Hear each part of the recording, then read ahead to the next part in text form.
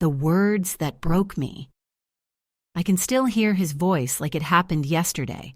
The laughter, the smirk, the way every word was designed to wound. "You're not man enough for this family." He said it in front of everyone, at Dad's retirement party, no less. A room full of cousins, uncles, friends, even my mother clutching her wine glass, trying not to make eye contact. My brother Ryan had always been the golden child, tall, confident, successful, the kind of man who seemed to carry a spotlight wherever he went. And me? I was the quiet one, the one who fixed other people's problems, who made sure everyone got home safely, who built things slowly, silently, without applause. That night, Ryan was 3 drinks deep when he decided to make me his entertainment. "Come on, everyone knows," he said, laughing as he clinked his glass. "You were never like the rest of us. Dad taught me how to hunt, to fight, to build, but you were always more of a spectator." Laughter rippled through the room. Every word hit like a slap. I forced a smile, pretending I didn't care, but my chest burned. Mom shot him a warning look, but Dad just stayed silent, his jaw tight, eyes fixed on the floor. That silence hurt more than Ryan's words. Later that night, when everyone had gone home, I sat alone in my car staring at the steering wheel. My reflection in the window looked like a stranger, a man caught between anger and despair. He said it like a joke, but it wasn't the first time. Ryan had always found ways to remind me that I didn't measure up. When I chose art school over the family construction business, when I rented a 1-bedroom apartment instead of buying a house at 25, when I brought my girlfriend home and he whispered to her, "Don't worry, he's harmless." It was never about love. It was about dominance. And the worst part? I let him. Because I thought that's what brothers did. They pushed you, teased you, forced you to toughen up. But this time, something cracked. A few weeks after that night, I got a call from Mom. Her voice was tight, the way it always got when she was trying not to cry. "Eli," she said, "can you come over? There's something I need to talk to you about. Alone." I almost didn't go. I didn't want another family drama. But something in her tone told me it wasn't about Ryan. When I arrived, she was sitting at the kitchen table, a stack of old envelopes in front of her. She looked pale, nervous. "Mom, what's going on?" She didn't answer right away. She just slid a small white box toward me. It was a DNA test kit, the kind you buy online. I took one," she said, her hands trembling, "and I think you should too." My stomach dropped. "Why?" Her eyes filled with tears. "Because there's something I should have told you a long time ago." I didn't speak. I couldn't. My mind was spinning, trying to connect the dots. "Mom," I said slowly, "what are you saying?" She took a deep breath. "When I married your father, things weren't good. We were young, struggling, and for a short time, I made a mistake. A man I worked with. It was brief, it was stupid, and I never saw him again." My throat tightened. She looked at me, her voice breaking. "Eli, I don't think your father is your biological father." The words hit harder than any punch Ryan had ever thrown. I felt the ground disappear beneath me. Everything I thought I knew, my name, my family, my place in the world, suddenly felt like someone else's story. I drove home in silence that night. No music, no thoughts, just the hum of the engine and the weight of the truth sitting in the passenger seat beside me. Ryan's words echoed in my head. "You're not man enough for this family." Maybe he was right. Maybe I wasn't even part of this family at all. The next morning, I ordered the test. I didn't tell Mom, I didn't tell Ryan, I didn't even tell Dad. I just needed to know. 2 weeks later, the results came in. I sat at my kitchen table, my laptop open, the email glowing on the screen. I stared at the words for a full minute before I could breathe. 0% parental match, presumed non-biological relationship. My hands went cold. My heart hammered against my ribs. I wasn't my father's son. I wasn't Ryan's brother. And suddenly, every cruel word he'd ever said made a twisted kind of sense. I closed the laptop and sat there shaking. Not from anger, from clarity. Ryan had always needed to make me feel small because he'd sensed it. He didn't know the truth, but he'd felt it. That invisible difference that set us apart. And now, I had proof. Proof that I didn't belong.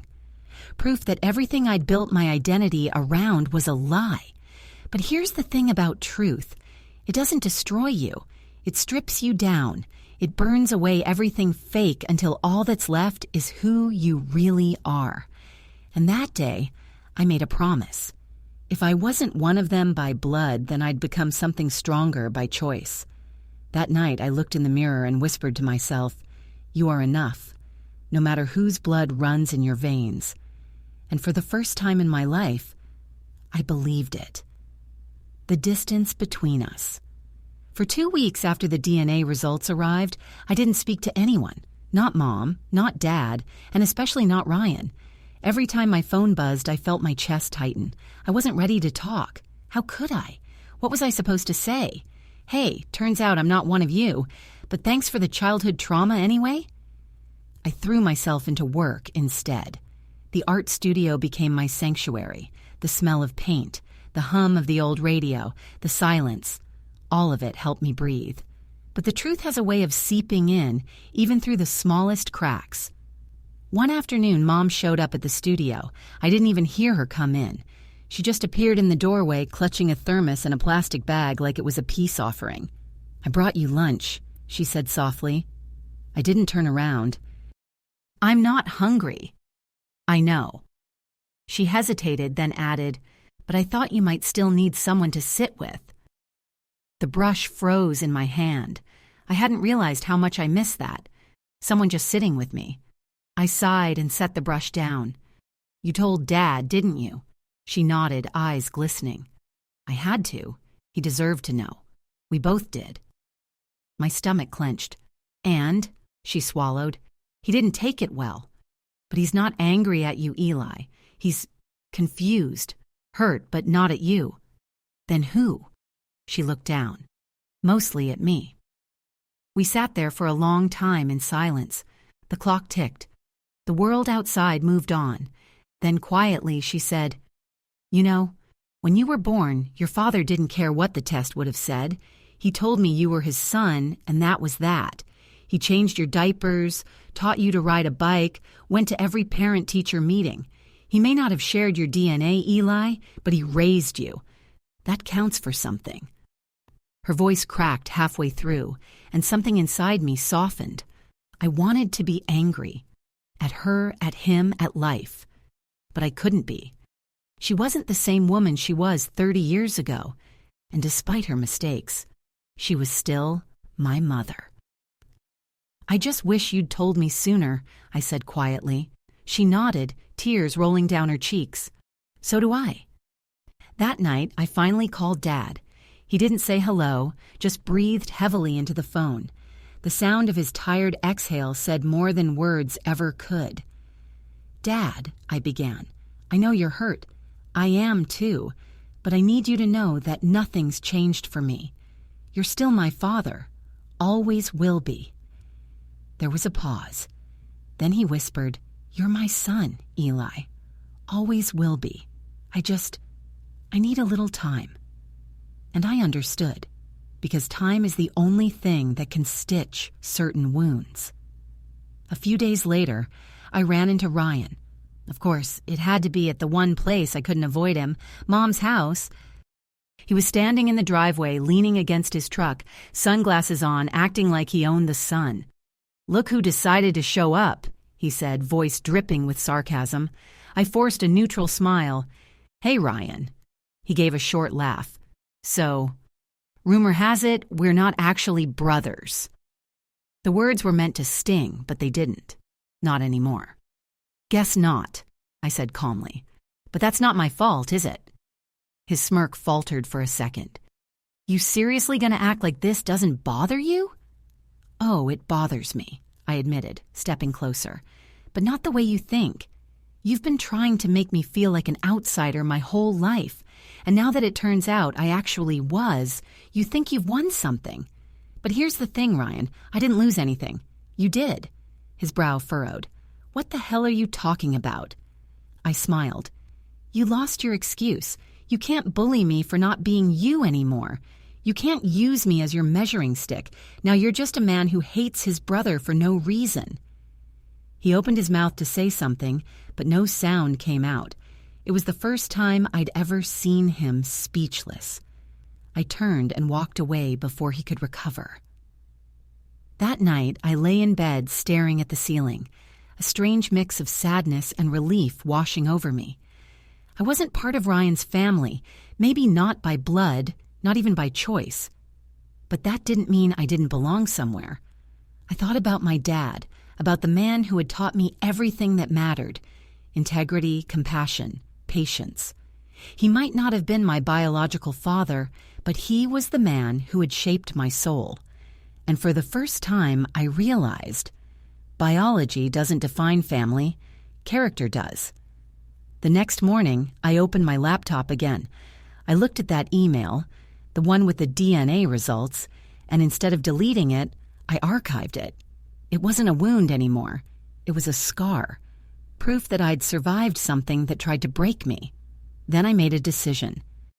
If my blood didn't define who I was, I'd build something that did, something mine. So I started sketching, a new series, one that told the story of identity, belonging, and the invisible threads that tie people together. I called it Rootless. Every painting would carry a piece of my journey, not as a son trying to fit into a family, but as a man learning to stand on his own. And deep down, I knew this was only the beginning.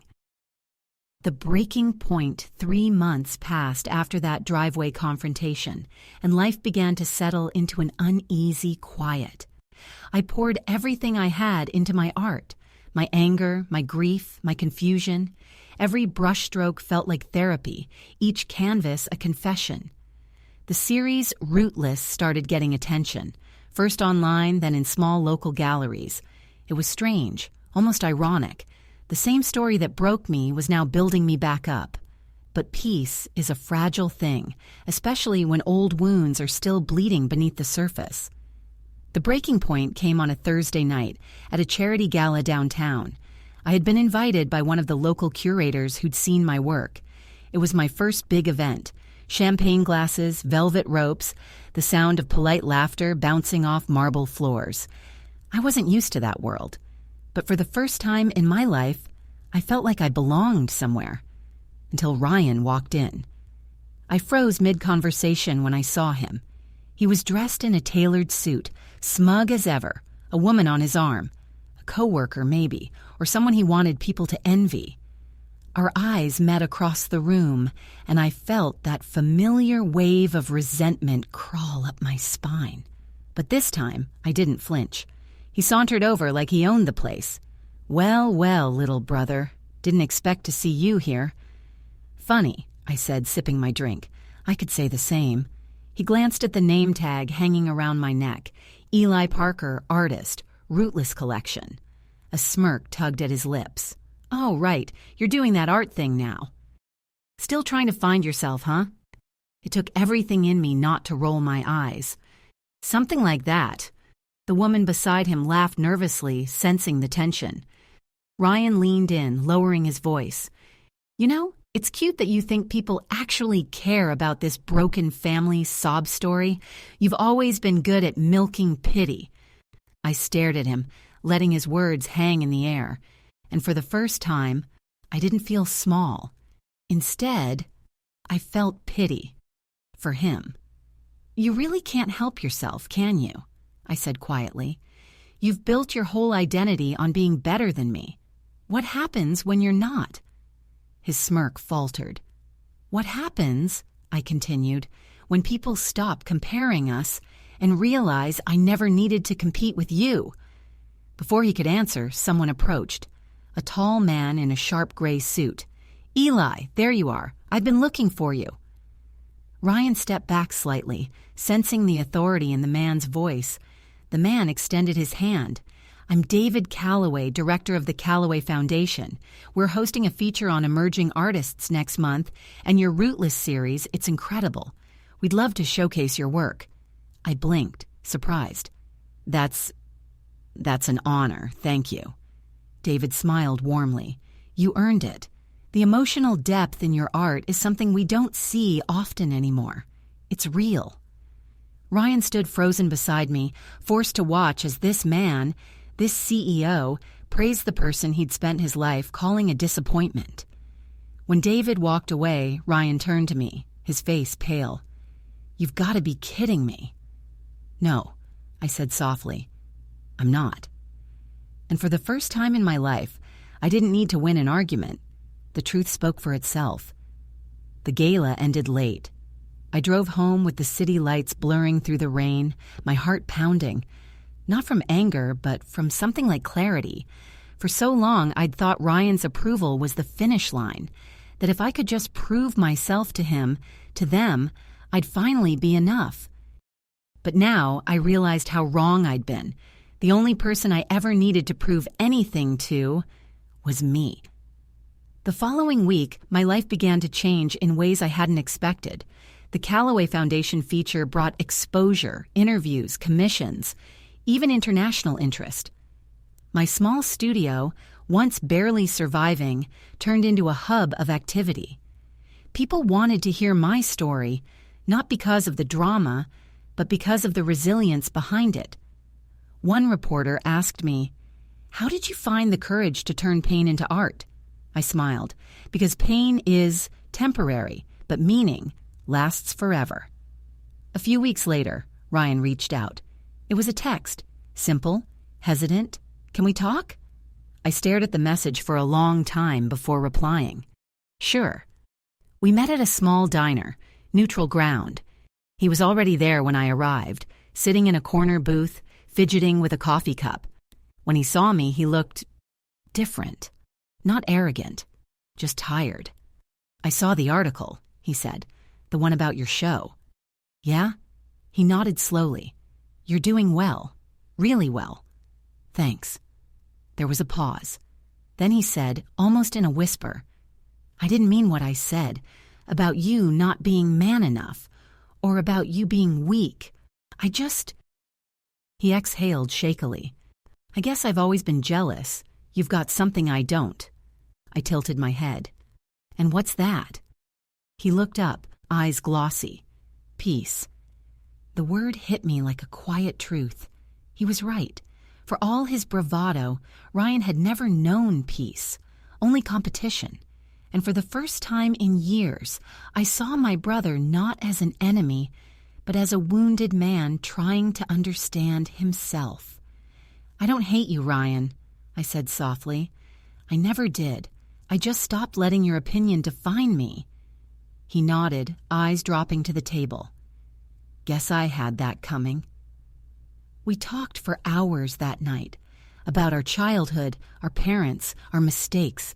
There wasn't a magical moment of forgiveness, no dramatic embrace or Hollywood reconciliation, but there was honesty. And sometimes, that's more powerful. As we stood to leave, he extended his hand. "You ever need anything? You know where to find me?" I shook it, smiling faintly. "Same goes for you."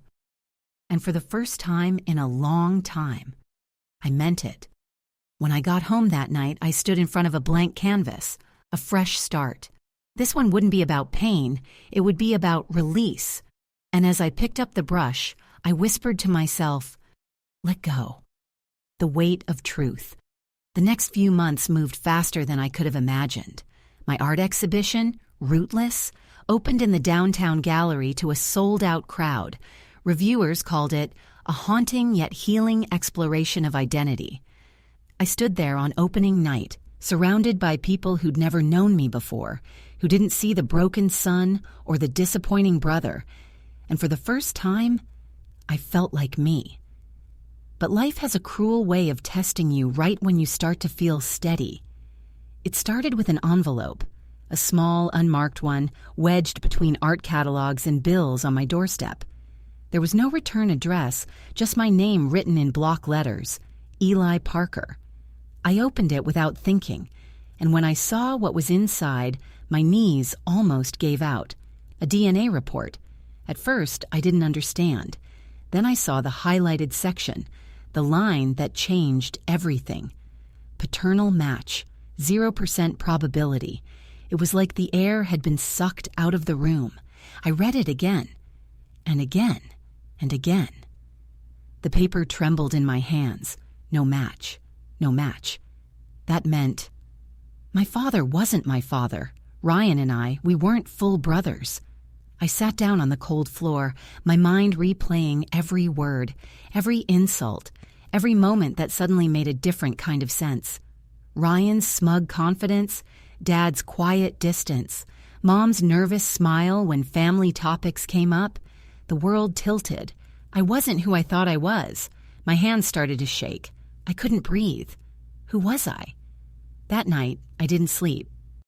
I sat in front of my unfinished canvas, staring at it until dawn. When the first light touched the window, I picked up my phone and called my mother. She answered on the third ring, her voice groggy. "Eli, sweetheart, what's wrong?" I couldn't even form words. I just said, "Mom, I got a letter." Silence. Then a small, broken whisper. "Oh, God." I swallowed hard. "It's true, isn't it?" She didn't answer right away. The silence stretched, filling the space between us with years of lies. Then she said, "Come over." I drove to her house in a daze. The same house where I grew up, where every memory, every laughter, every fight was tied to the man I thought was my father. When Mom opened the door, she looked older, smaller, like she'd been carrying this secret her whole life. We sat at the kitchen table. She poured coffee neither of us drank. Finally, she said, "Your father." "Well, the man who raised you doesn't know. I never told him. You were born before we married. I made a mistake that became my greatest blessing." I couldn't speak. She reached across the table, grabbing my hands. "Eli, you are my son, every inch of you. I may have lied about the details, but I never lied about my love for you." Tears burned my eyes. "Who is he? My biological father?" She hesitated. "His name is Thomas. We dated briefly before I met your dad. He never knew about you. I thought it was better that way." "Better for who?" I asked quietly. Her face crumpled. "For everyone. You had a good home, a stable family. I was terrified of breaking that apart." I nodded slowly, the pieces clicking together. That's why Ryan always said I didn't belong. Why Dad treated us differently, even if he never said it out loud. Somewhere deep down, they must have known. I left the house without saying much else. Mom begged me to stay, but I couldn't. Not yet. I drove until the city disappeared in the rearview mirror, until the road turned to dust and the air smelled like pine and rain. I ended up by the lake where Dad used to take us fishing. The reflection of the sky shimmered on the water, blue, endless, untouchable. I whispered to it, "Who am I now?" No answer came, just the sound of wind brushing through the trees. But somewhere inside me, something shifted. For the first time, I realized that identity wasn't written in blood. It wasn't in DNA. It was in choice, in the way we live, love, and define ourselves when everything else is stripped away. 2 days later, Ryan showed up at my apartment. He looked uncomfortable, standing in the doorway, hands shoved in his pockets. "Mom told me," he said. "Yeah?" I leaned against the frame. "Guess you were right all along." He flinched. "I didn't mean it like that. I was angry. I just wanted Dad's attention." "Congratulations," I said bitterly. "You got it." He sighed, stepping closer. "No, Eli, listen. I don't care what that paper says. You're my brother. Always have been." I looked at him, searching for a hint of mockery, but there was none. Just sincerity. He added quietly, "You're more like Dad than I'll ever be, even if he's not your blood." For a long time, we stood there. Two brothers, one by blood, one by bond, finally seeing each other clearly. I let out a slow breath. You sure you're okay being related to the family embarrassment? He smirked faintly. Guess it's not so embarrassing anymore. And for the first time in years, we laughed. That night, I started a new series of paintings. This one would be called Inheritance. It wasn't about money or lineage or names. It was about the legacies we choose, the truths we uncover, and the strength we build when the ground under us disappears. I painted until sunrise, my brush dancing across the canvas like it had found its rhythm again, because maybe I didn't know who my father was. But I finally knew who I was, and that was enough. The blood that binds and the bonds that last. The morning light seeped through my blinds, soft and gold like forgiveness. It had been a week since the DNA revelation, a week since I'd seen Ryan, since I'd looked into my mother's tearful eyes and walked away. In those 7 days, I'd replayed my entire life like a film, frame by frame. But this time, I was watching it with new eyes. All those moments I thought I was unwanted, misunderstood, or misplaced weren't rejections. They were warnings, gentle, painful nudges from the universe, pushing me to find my own definition of family. But there was one conversation left, one person I still needed to face. Dad. The man I had called Dad all my life. The man who raised me, disciplined me, fed me, and taught me how to ride a bike. The man who, according to a piece of paper, shared none of my blood. I didn't know if he knew the truth, but I needed to. When I pulled up to the house, the old maple tree still stood proudly in the front yard. I used to climb that tree as a kid, scraping my knees, reaching for the sky. Funny how it was still there, rooted, unshaken, even after everything else had changed. Dad was on the porch, reading the morning paper like always. His hair was grayer now, his posture slower, but his presence, that quiet strength, was the same. He looked up when he saw me. Hey, son. The word hit differently now. Son. I sat down across from him, my heart thudding like a drum in my chest. Dad, I began carefully, we need to talk. He folded the paper and set it aside, studying my face. Your mom told me. I froze. So, you know? He nodded slowly. I've known for years. The world seemed to tilt again. You knew? Since you were 13, he said simply. I found the old hospital records. I confronted your mother back then, and she told me everything. I swallowed hard. And you just pretended? All this time? He smiled sadly. Pretended? No, I chose. That word chose cracked something open in me. I chose to love you, Eli. I chose to be your father. You were just a boy, my boy. It didn't matter who your biological father was. Love isn't about who you come from. It's about who stays. Tears blurred my vision. But you treated me differently. You were harder on me than Ryan. He sighed, leaning back in his chair. I was harder on you because I saw myself in you. The quietness, the stubbornness, the way you overthink everything. I wanted you to be strong. Maybe I pushed too hard, but it was never because you weren't mine. I couldn't hold back anymore. My chest shook as I whispered, all these years, I thought I was less, like I didn't belong. He reached across the small porch table and placed his weathered hand over mine. Son, blood doesn't make a man. Integrity does. Compassion does. The way you show up for people when it's hard, that's what makes you my son. The simplicity of his words broke me. I sobbed openly, the kind of cry that strips away everything you've carried for too long. He didn't move or flinch. He just sat there with me, his hand steady, his silence loud with love. Later, inside, he showed me something I'd never seen before, an old box tucked away in his study. Inside were photos, not just family pictures, but clippings from newspapers, printouts of my art exhibitions, even the first drawing I ever made as a child. You kept all of this? I whispered. He smiled. Of course. You thought I wasn't proud of you? I just didn't know how to say it.